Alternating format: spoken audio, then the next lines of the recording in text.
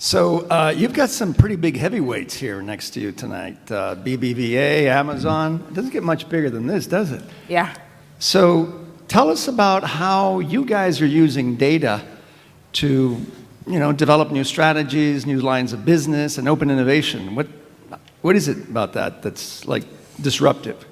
Yeah, so first of all, excited to be here. Thank you, Paris, for having me, Paul and Alvaro. We had a good discussion over a little chat. So at Count, what's fascinating is that we actually started out as what you call a SQL notebook company, Paris, where essentially we were helping data analysts to take their data and their SQL and make it better. And what we recently did is we essentially disrupted ourselves. And in the last 6 months, we actually used data and used innovation strategies collaborating with our customers in order to create a completely new product. So in essence, what we did in the last year with the company, I'll use an example. So we have a customer, let's call him Pablo. He's part of a high-tech fintech company, high-growth fintech company, Series B. And we were basically helping him. So if you take a track, we were basically giving him better sneakers. But as we worked closely with him, we realized that we gave him better sneakers, but the track he was on, the goalpost kept changing. And so we went back internally and working with him as well externally and decided to redo the track. And so the product that we have today is a result of that innovation. Nice. All right. Alvaro, is there innovation going on at BBVA?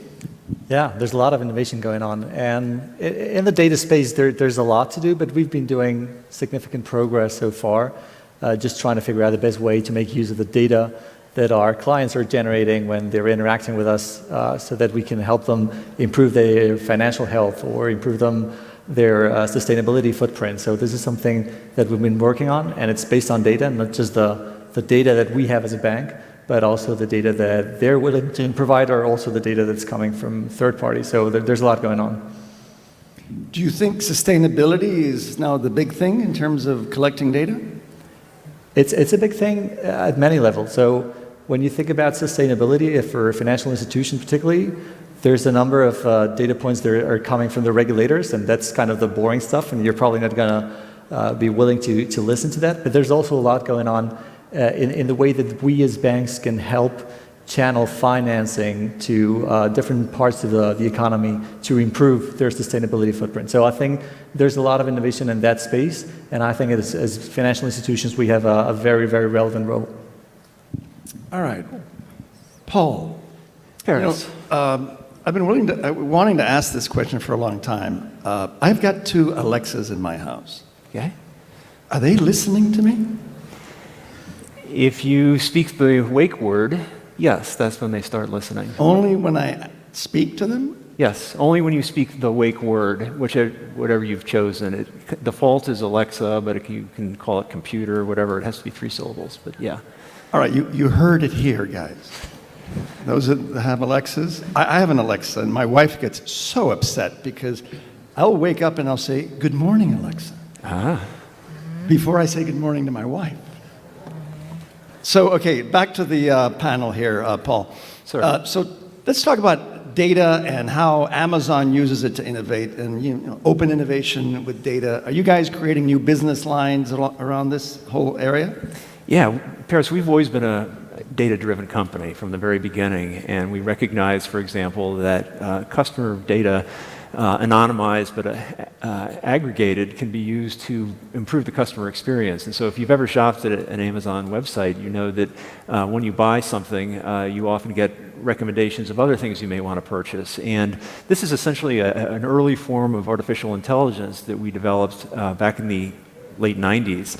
And we have an intellectual property around it. It was called collaborative filtering, but basically it was recognition that we had a lot of data and it could be used to improve customer experience. I think the big thing that has changed since that time is the fact that people who have a lot of data don't need to invent their own artificial intelligence. The tools are out there as a service and readily available as a service. And so I think that's a big differentiator. And so if you think about the kinds of entities that have a lot of information, like a bank, the application of machine learning and artificial intelligence to that data set can improve their customers' experience. Okay, Miko, can a startup have a chance at having enough data to do things with it? Oh, absolutely. So at Count, we like to say that we eat our own dog food. So we literally use our canvas, that's what is called our product, to run our business. So one of the areas that we are focused on from customer experience is I call what we have like telemetry, sorry, my accent, where we actually track every single touch point within our product. And so that allows us to track the customer journey. And so if someone, for instance, activates on our product or they onboard and we don't see them logging in, or we see them log in but they're stuck, all of that is tracked very closely. So we collect tons of data. Now, could we be using all of it better? Probably, but we are extremely data focused and data driven. Do you buy data? Not as yet, but I Because, believe that we will. not all startups are going to have that kind of traffic Correct. to collect data. So, can a startup buy enough data to actually, do things? I believe that we can. I mean, we have a sticky product, right? So we have what I call a honey trap. So we have a lot of data from the customers that we do have because we track every single touch point. But I do believe that we are getting to the point we're going to be out of private beta soon where we'll be able to buy data to really understand what's going on across the industry and hopefully set some benchmarks. Interesting. Yep. All right, now let's talk about the customer experience.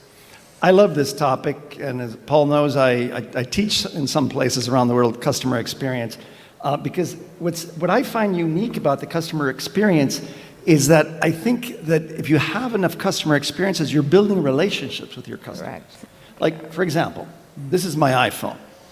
Now, I have a relationship with my iPhone, and We all do. I do not own any Apple stock, just as a disclaimer here. But I have a relationship with my iPhone. And I know it's probably not the best phone in the world, but it's like a dumb brother. He's family, Yep. right? You're not going to throw it away. Now, if someone came to me with another phone from another brand and they told me it was much better, much faster, I wouldn't change. Yeah. Apple has managed to create a relationship between me and this phone. And I think I've got a relationship with Alexa. I don't want to say that too loud, but, And so I think that for millennials and Gen Zs, sometimes the customer experience is much more important than the actual product. Correct. Now, you take banks. Banks have not been very good at building relationships, right? I mean, I had this talk in Singapore a few years ago before the pandemic, and there were 400 people in the room, and I actually asked them, this was at one of the biggest banks there, how many of you have a relationship with your bank? And very few. And that's why the fintechs are like gaining ground so much, and so many banks are trying to reinvent themselves in terms of the customer experience to create these relationships. So let's talk about the customer experience. And maybe we'll start with you, Alvaro, because that is a challenge. And if there's any bank probably, in Spain that is trying hard with data, it's probably you guys, right? Yeah, absolutely. And it is true that it's hard for a business like a bank to evolve from a very close relationship model where you had someone you could talk to, someone who knew you who was in the branch office, to combining that we still have with a model in which you serve yourself through an app. So learning to build that and create a relationship in that environment is hard. The first wave of digitization in banking was more about bringing all the functionalities, all of the features that you could find in your local bank branch into the phone. Originally it was more the computer, now it's more about the app. But that's not enough, because that still brings you to a very transactional relationship, and that's not what you want. You want to keep improving that relationship with your customer. And that's when you start thinking about how to design from the data, how to learn more about your client with the information that client is generating through its interactions with your app and your channels, and trying to blend this with the in-person attention that you're still offering. So trying to transform your relationship model towards something that combines the best of both worlds, that's the ultimate challenge. And it's not just about getting intelligence into what you already have, because that's kind of the easy way to approach this. It's more about how to design end-to-end, how to think with data in mind, what you can do, and how to create a relationship that's meaningful. And it's really hard, by the way. People tend to think that banks have a lot of information, and I guess many people in the audience will have at some point say, okay, why are they asking this if they already know it? They're supposed to know it. So it's really hard to bring this and build models that can infer with the high level of accuracy what the customer actually expects in terms of building a relationship. That's the challenge. Yeah. Now let's go to Amazon. I had an amazing experience last summer. I ordered something really big on Amazon. And I have a P.O. box where I hang out in the summer. And normally, it doesn't fit in your P.O. box. So I get this email from Amazon that says, your package has arrived at the post office. In your P.O. box, you will find a key that says 21 on it. And you'll go to another part of the post office that has bigger boxes where you can open box 21 and find your package. These little things. I mean, it was priceless at that moment. And so, how do you guys do these things, Paul? Is there like a strategy around these little things, in terms of improving the experience? It was just for you. So yes, of course. And so our innovation has always been very results driven. So when we imagine a new product or service that we want to offer to our customers sometime in the future, we'll sit down today and write out the press release that announces it, knowing full well that this press release won't go out for months or years from now. And what that does is it confines us to defining what is in it for a customer, a particular customer we have in mind. We have very different customer sets, some enterprises, some creators, some developers, and of course consumers. But we'll write out the press release today, and then it's up to us to figure out in the ensuing months and years how to get it done.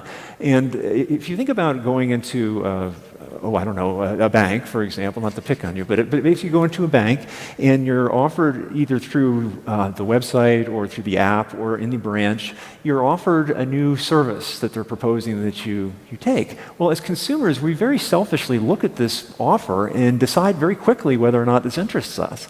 We don't sit there as consumers and say, wow, I'm going to try this because there must have been a team of individuals who were working nights and weekends for months and we feel sorry for them. It's much more the case that we just say what's in it for us. And so this press release writing exercise is a definition of what's in it for the customer. And it's up to us to figure out how to get it to them. And it may be very difficult. In other words, there may be things that don't exist today, that haven't been invented yet. But so that the innovation and invention is driven by the outcome.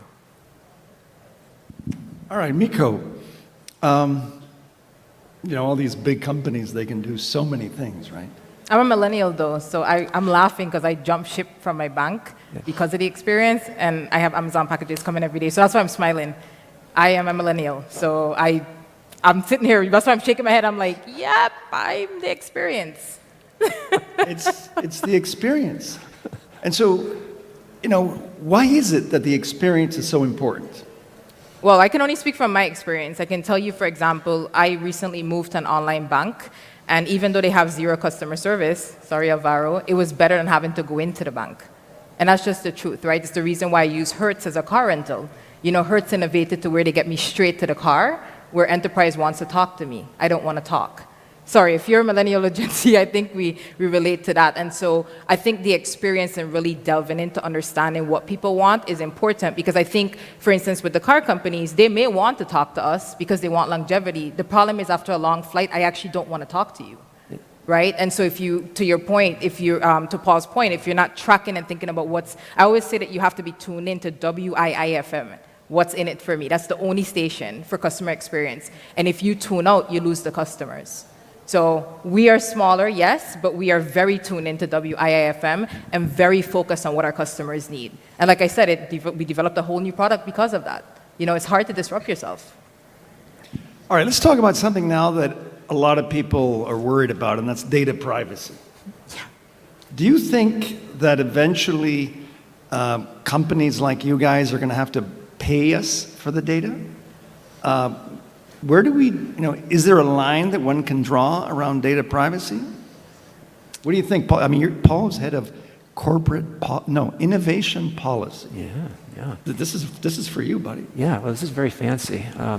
So obviously, customer trust is tantamount to the core of our business. I mean, so it is where we start with, where we end with, and so consumer information privacy is something that must have benefits to the consumers. Else it's just kind of, superfluous at best. And creepy at worst. What we want to do always is provide a value proposition to our customers. And so to the extent we use their data, it is to better their customer experience. And we also give them a lot of choice about how much we use. We'll never sell their data, for example. We've simply decided that'll never be the case. But how much information we use to personalize the customer experience for individual consumers is up to them. They can choose however much or how little they want. And it affects, obviously, the customer experience on the websites and elsewhere. Tied up with privacy, it seems to me, is security. Those are sort of inseparable. And so, for example, at Amazon Web Services, our cloud computing business, security has always been viewed as sort of the foundational element. Nothing else can happen unless the security is there. And we give our customers, acknowledge our customers have full ownership of their data. It's theirs. It's stored on our service, for example, or computations are taking place on it, but it's their data. They have a choice of where it's stored, how it's stored. But the security aspect of it really comes from the physical security that we provide. So we take pride in the fact that we have a great and extremely secure system. But at the same time, we encourage all of our customers to encrypt their information and use the other architecture tools that we provide them, such that if for some reason somehow the information came out, it'd be completely useless because only they can decrypt it. Right. Alvaro, what do you think? I was hoping you would skip me and just ask another question. That's a tough one. I think that privacy regulation has definitely raised the standard in how we manage and protect data. And I think that originally GDPR was probably seen as an eccentricity of the Europeans, and now it's becoming a global standard in a sense.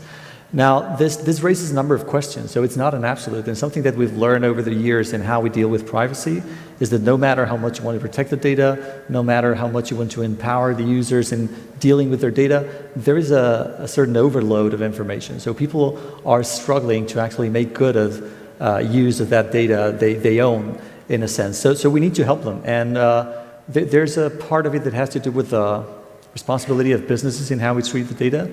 And of course, protecting it and making sure that we're not using it for any other purpose than it was originally intended for, and making sure the customer is informed. But at some point, customers will also need to acknowledge that they need to educate themselves in how they accept or not certain deals. So to me, the question is not so much about whether businesses will be willing to pay for data from customers, but actually should customers let businesses pay for their data, and what that means, and what kind of consent they're providing to businesses.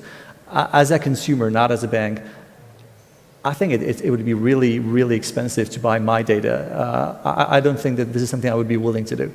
I want to be in control, and I hope that people will go towards that. And as a business, you have to face that reality and make sure that unless you're doing something that clearly provides value for the customer, and it's not just about the monetary value because you're not supposed to pay for it, this is not going to work over the long term. Okay. Miko, you're a data evangelist at a startup. Where do startups sit on this discussion? Do they want people to give them their data, or do they want to pay people for their data?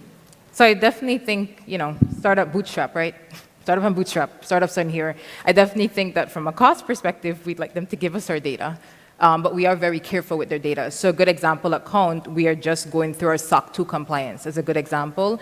But to be frank, and we have a lot of startups here, when you're in the startup world, the customers kind of know they are the product to some extent, right? They know that we are studying them like a guinea pig. So I think for startups, as long as that transparency is there and they trust us, knowing that we're not going to reuse their data, then they know that we are tracking, honestly, like I told you, everything. We have sensors set up on every part of our software. So I think for a startup, it's slightly different, but we do still have to apply by the rules. Like, for instance, in the US, as a good example, GDPR, we were like, oh, the Europeans, the Germans. Oh boy, here we are in the US now. Here comes GDPR, right?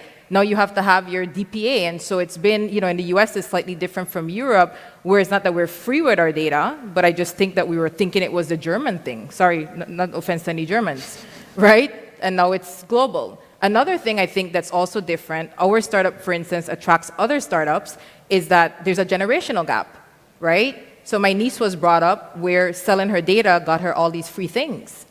She has no sensitivity to it. They'll go on Foursquare and post where they are, right?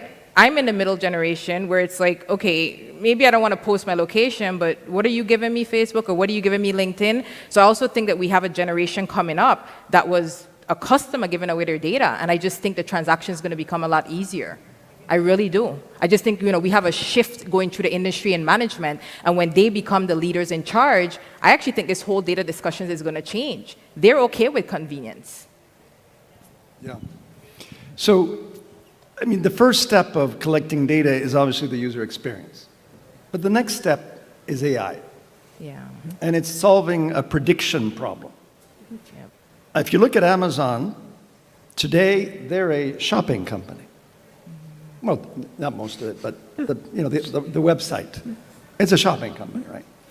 The day that Amazon is able to predict what we want to buy, they become a shipping company. That part of the business, right? Yeah. Which is ultimately the ultimate, that Amazon knows that on this day, in 6 months, you're going to want to buy these sneakers in Amsterdam. That's the anticipatory shipping, holy grail.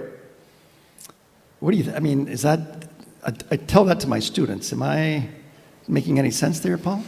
Let me talk to them. So maybe the counterexample is most instructive, and that is what happened at the beginning of COVID.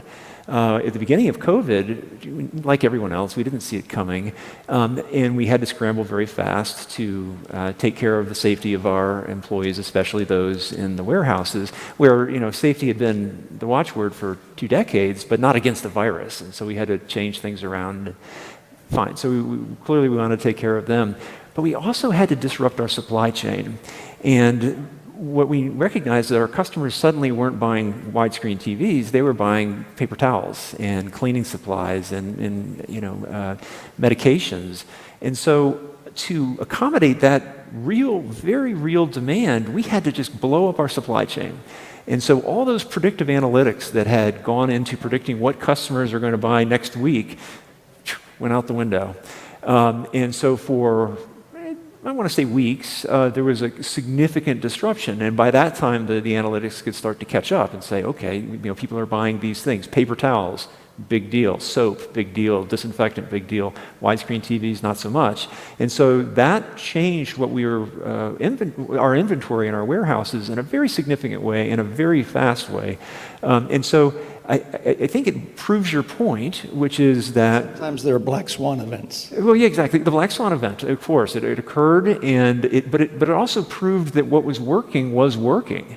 And then when it stopped working because of this change, it was dramatic, but only because the predictive analytics had been efficiently doing what you say, predicting what people will buy and when. Which is in our interest because it improves the experience. If you can want something and know you can have it within 2 hours and not within 2 days. Yeah.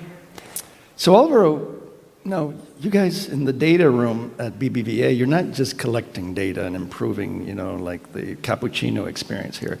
What is the prediction problem at the bank you're trying to solve? So that's a great question, because actually models are, by definition, always wrong. So no matter how good you are, at some point you realize that the model is not enough. You can just know what people need or want at a certain point in time. So if you're in a retail business at some point, yeah, it's working. No? No. Not working? Yeah.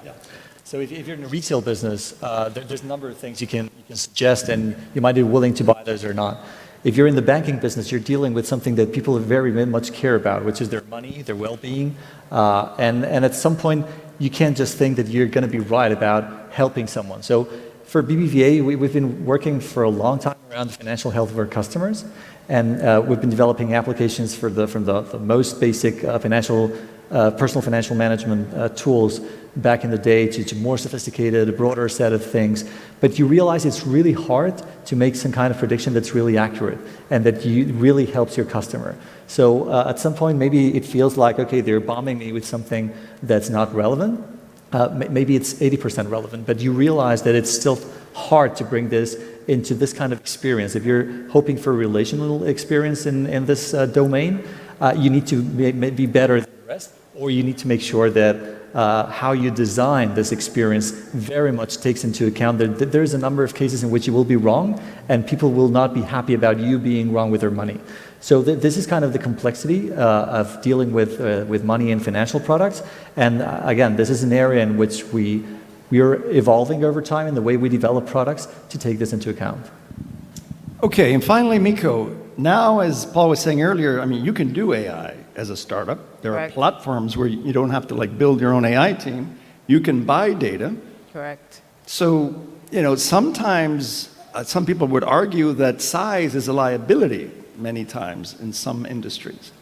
And so, talk to us about how startups could take advantage of AI and this prediction mentality in terms of wanting to improve the customer experience to the point where you're predicting what they want.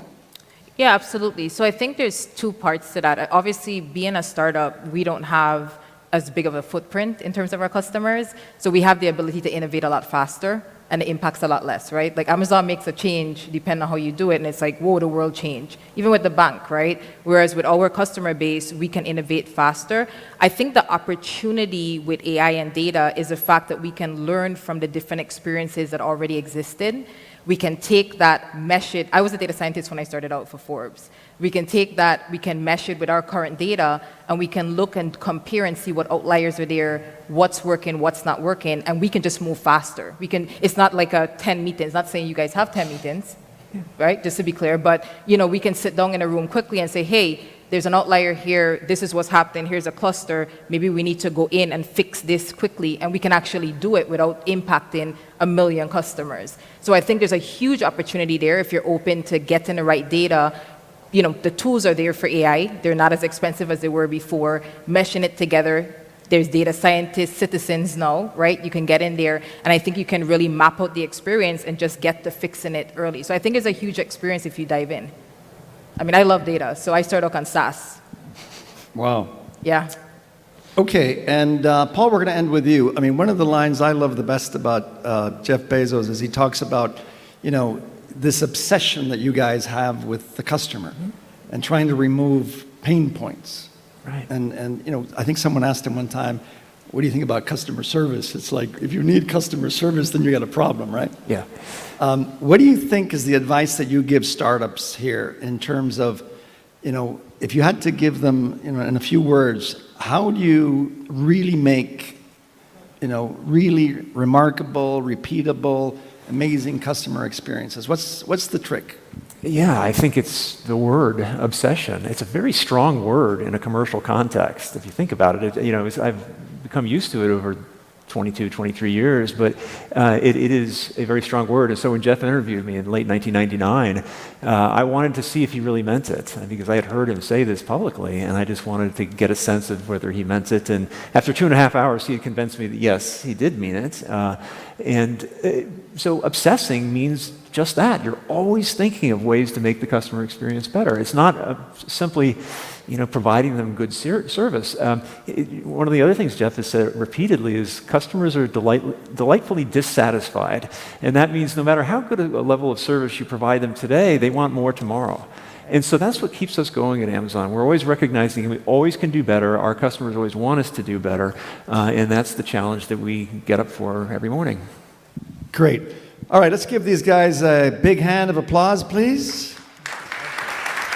Thank you. That was great.